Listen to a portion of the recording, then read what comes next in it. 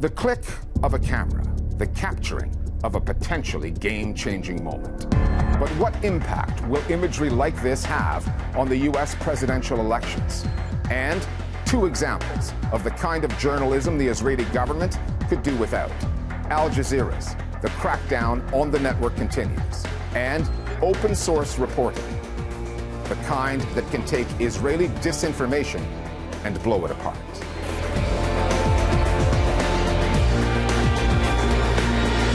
The U.S. presidential election was always going to be a contest of competing narratives and imagery. This past week, a failed assassination attempt on Donald Trump produced an iconic new image of the former president. The defiance that Trump showed, the clenched fist, was a masterclass in taking a dangerous moment and turning it to one's political advantage. The shooting has energized Trump's base. He got a predictably raucous reception at the Republican National Convention, with some conservative pundits suggesting he was saved by divine intervention. The developments have also intensified the pressure on President Joe Biden. His age and repeated failings in front of the cameras have left his campaign on life support. With November's election still more than 100 news cycles away, there is a lot that can change and sway the vote. Will it be that new image of Trump, resistant in the face of an assassin's bullets, that prevails? Or will it be the media buzz that accompanies the selection of a new Democratic presidential candidate? If journalism really is the first rough draft of history, the work American photojournalists did on that day in Pennsylvania will prove worthy of the final draft. What they captured, how close Donald Trump came to getting assassinated, and what came next. As loath as Trump's critics are to say it, let alone write it, his reaction in that moment, the defiance he showed, the images that documented that, combined to rise to the level of the historic. Take a look at what happened.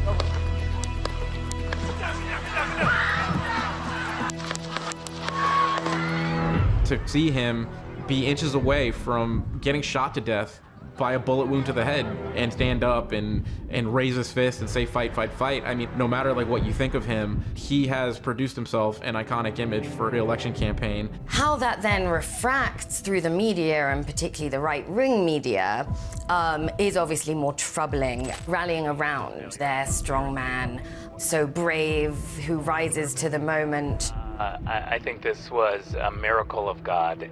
God intervened today, not just on behalf of President Trump, but on behalf of our country.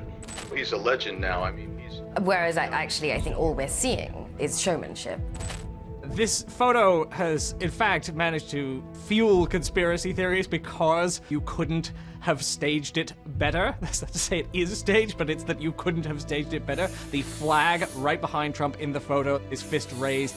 Incredibly striking photos that are probably going to make their way into American history textbooks. One of Trump's appeals for being president is that the world is scary, the world is falling apart, and only Trump is strong enough and capable enough of taking care of the United States. This image is powerful. It's less clear to me that it's going to persuade voters who aren't already fans of Donald Trump to see him as their leader and be strong and kind of change their mind.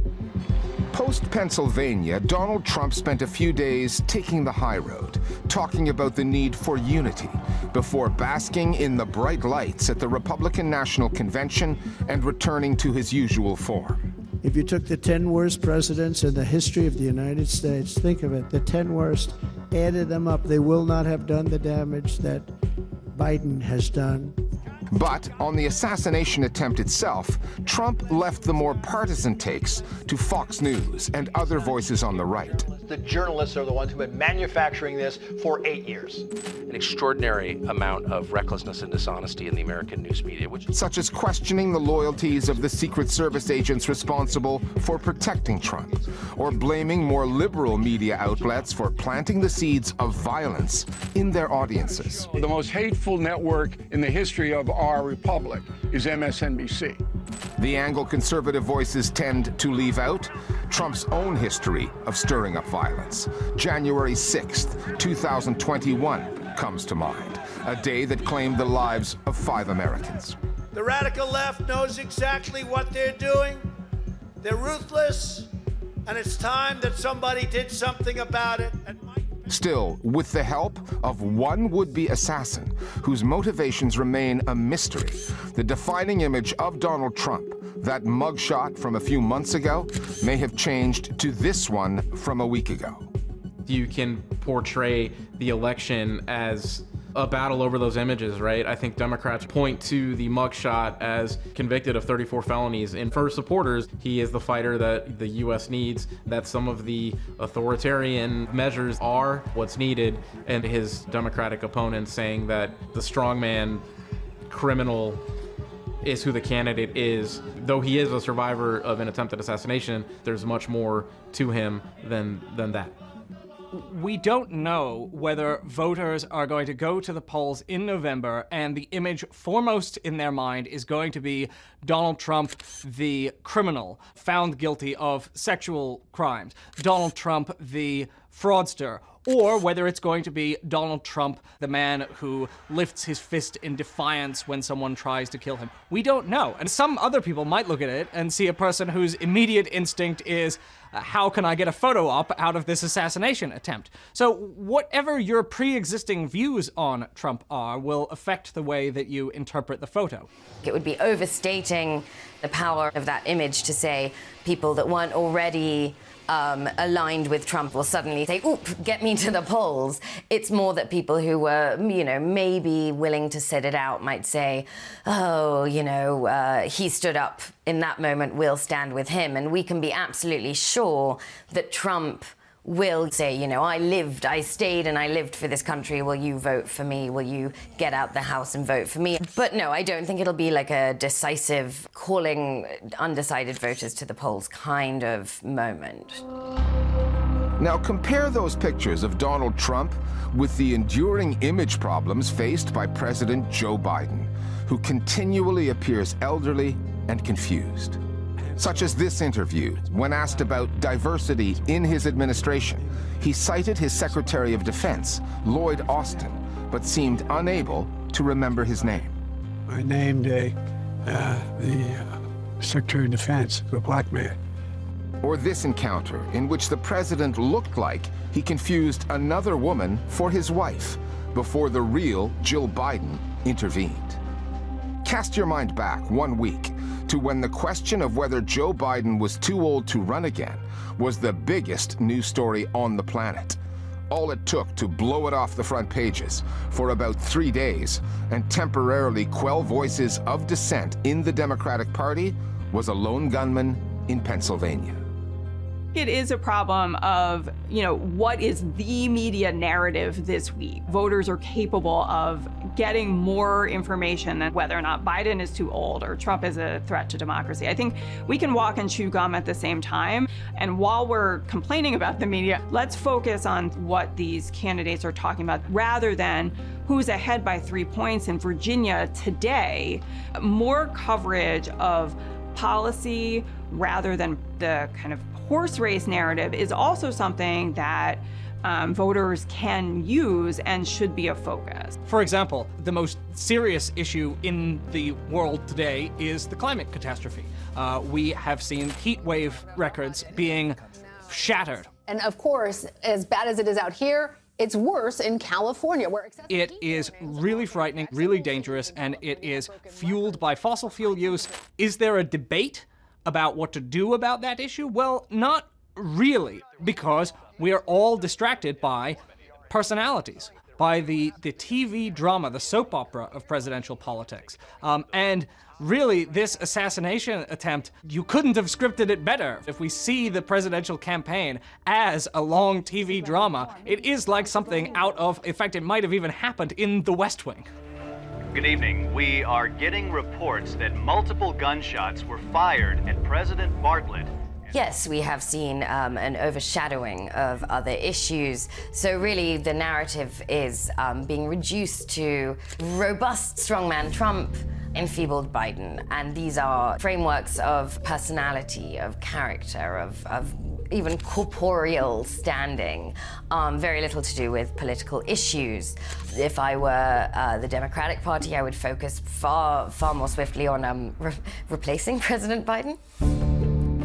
One last point on that iconic picture and the photographer who took it, Evan Vucci of the Associated Press. I knew that this was a moment in American history that had to be documented. Vucci says he recognized the sounds he heard as gunfire, saw the blood, and knew that he too was at risk. Despite that, he kept doing his job, with no Secret Service agents to surround him, to shield him from harm. Donald Trump has spent years talking about fake news, attacking journalists, branding them the enemies of the people. Our media is the enemy. What we saw that day in Pennsylvania was American journalism at its very best, its bravest, its most committed. When Trump's people circulate that image, stick it on MAGA t-shirts, sell them, and pocket the profits, they should remember that. But they won't.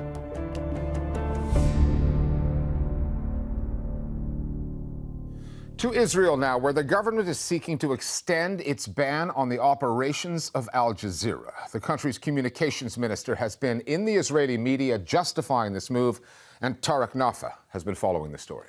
Well, the motivation behind Israel's ban on Al Jazeera was the subject of a revealing documentary this week on Makan 33, the Israeli public broadcaster's Arabic language channel. The man responsible for shutting down Al Jazeera in Israel, Communications Minister Shlomo Karhi, was challenged on why the move was necessary. Al Jazeera, באופן עקבי, משקרת, מסיתה כנגד מדינת ישראל. מוציאה את דיבתה רעה, גורמת להסתה פנימית, לתבערה פנימית. Those are claims Israel's government has made before, but the minister went a step further with this explosive allegation against the network for which he provided no evidence. ראינו את כתבי אל-ג'זירה, איך הם נותנים חלק פעיל בטבח, איך הם בעצם מדים של אל-ג'זירה מסתובבים עם נשק באותו יום ב7 באוקטובר. אתה יכול לתת לי דוגמאות שקושרות את אל-ג'זירה באופן חד משמעי לאירועי ה7 לאוקטובר? זה דברים שצריך להוציא, אני לא זוכר, לא רוצה לתת נתונים שהם לא עובדות. By falsely claiming that Al Jazeera employees were involved in attacks on Israel, Karhi effectively put a target on the back of the dozens of journalists the network employs in the Gaza Strip.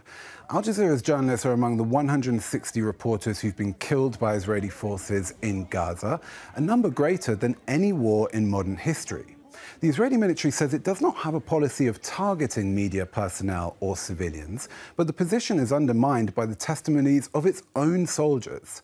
Last week, online news outlet Plus 972 spoke to Israeli soldiers who'd just come back from Gaza. They said they were, quote, authorized to open fire on Palestinians virtually at will, including civilians. Plus 972 said those testimonies paint a picture of a landscape littered with civilian corpses. The army only hides them from view ahead of the arrival of international aid convoys, so that the images of people in advanced stages of decay don't come out. It's precisely those kinds of images that journalists in Gaza provide day after day that the Israeli government does not want the world to see. Thanks, Tariq. One of the bloodiest moments in Israel's assault on Gaza, and amongst the most contentious, took place just 10 days after Hamas's attacks on October 7th. The bombing of Al Echli Hospital in Gaza City claimed the lives of hundreds of Palestinians seeking shelter. It was a harbinger of the horrors to come, as well as the denial, the deflection, and the disinformation that accompanied so many Israeli strikes. The reporting that followed initially pointed in different directions. Some substantiated the Israeli narrative that a rocket launched by Hamas was to blame, while other accounts proved that theory false. The story of Al Echli highlighted the powers and the pitfalls of open-source investigations, the practice of using publicly available data to do journalism and debunk propaganda.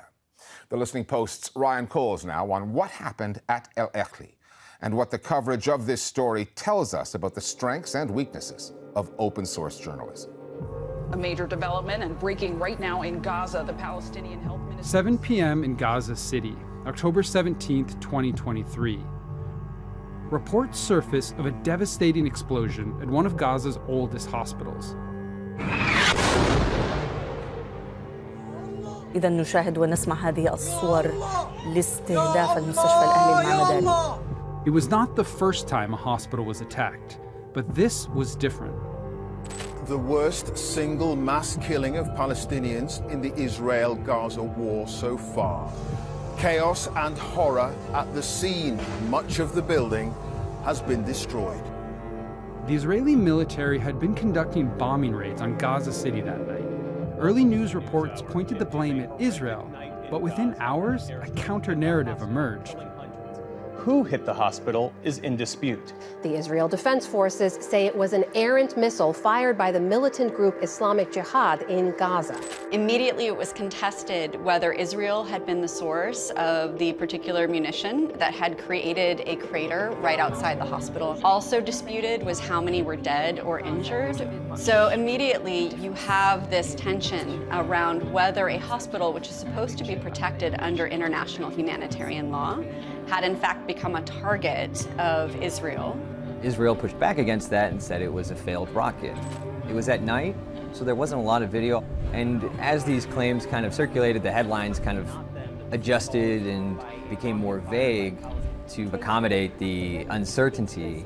The stories that came out subsequently were looking at ways to figure out, okay, how can we get closer to knowing who was responsible for this? What really happened at Al-Athi? Why did media outlets come to such different conclusions?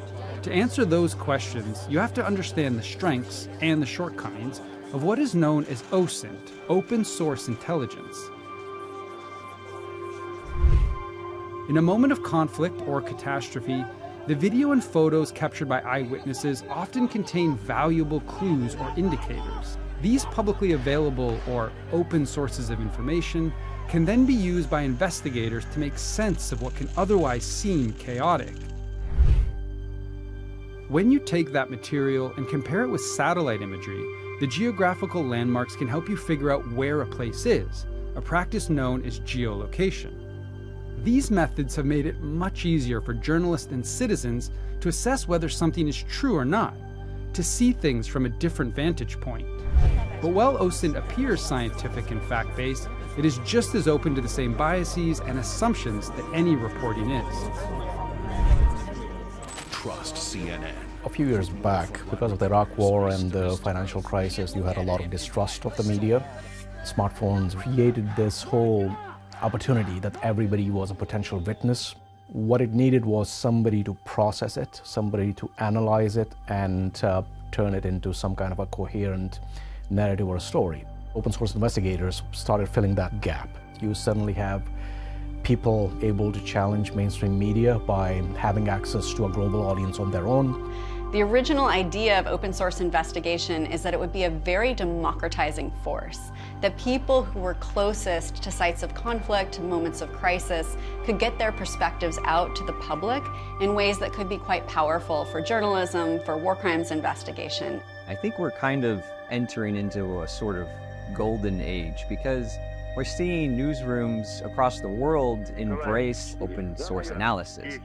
Bellingcat did the MH17 investigation, which revealed that, it was Russian-backed separatists that shot down the airliner above Ukraine.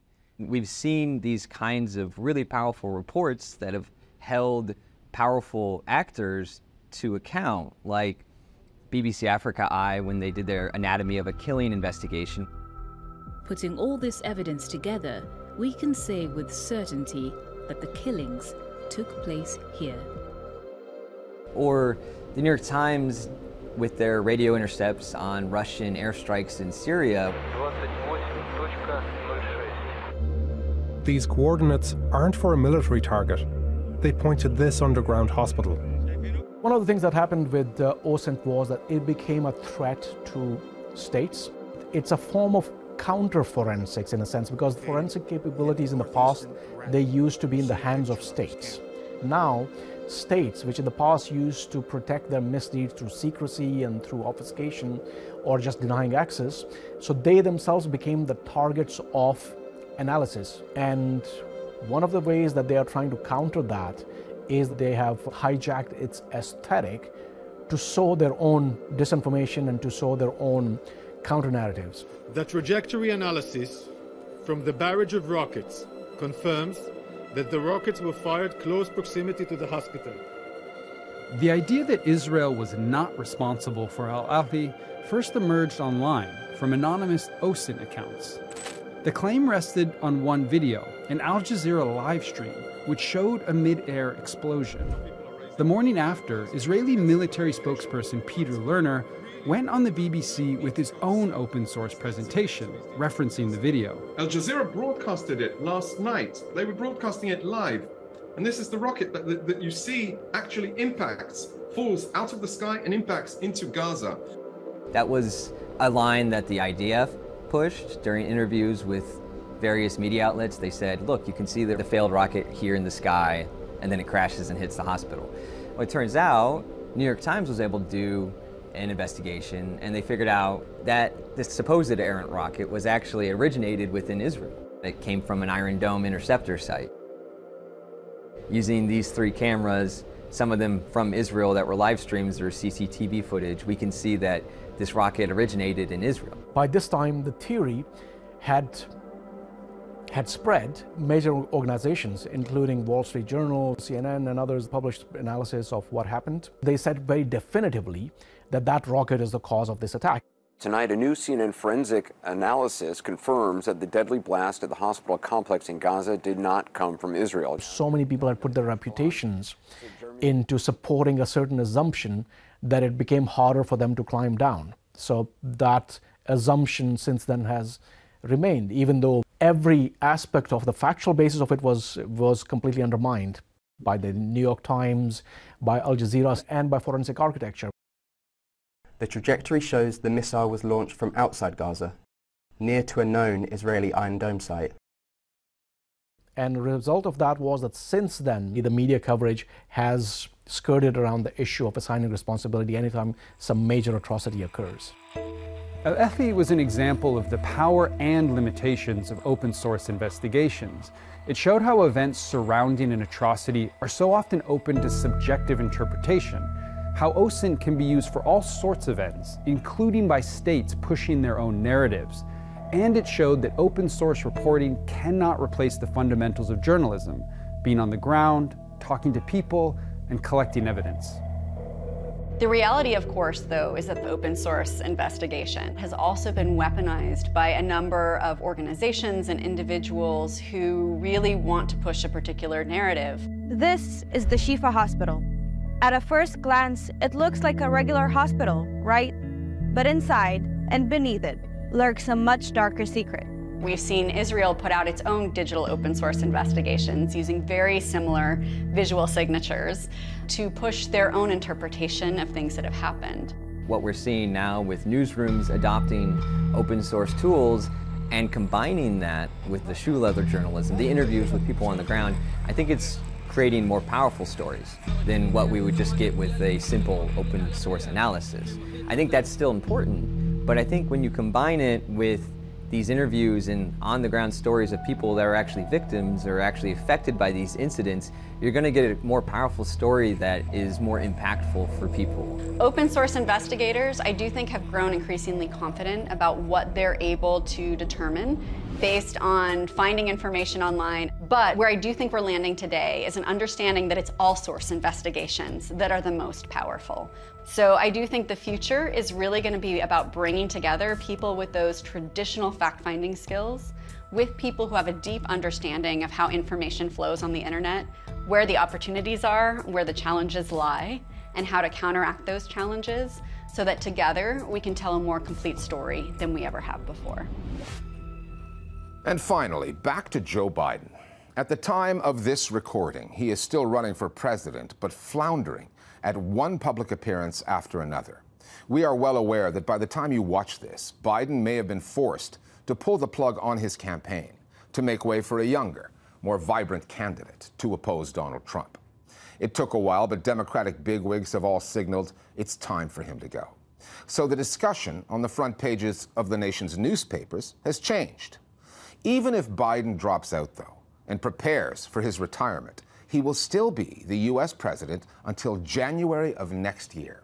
That's another 6 months. And with everything happening in the world right now, not least a genocide in Gaza, that is a dangerously long time for the U.S. to be left without effective leadership. And that part of the story doesn't get nearly the attention or the coverage that it deserves. We'll see you next time here at The Listening Post.